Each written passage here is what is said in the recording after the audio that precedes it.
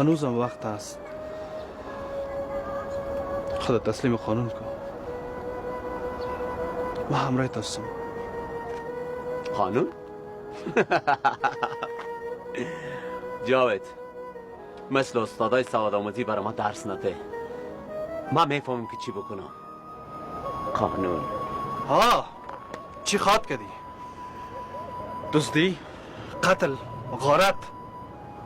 یک مجرم دیگه چی کده میتونه؟ رستم فراموش نکن که تو یک مجرم هستی. ما مجرم هستم، مجرم. اما تو چی میفهمی که ما چرا مجرم شدیم؟ جاوید مرا وقت، حالات، غریبی به این سرت رساند و تو باید بفهمی که ما چرا به این حالت رسیدیم. فراموش کردی؟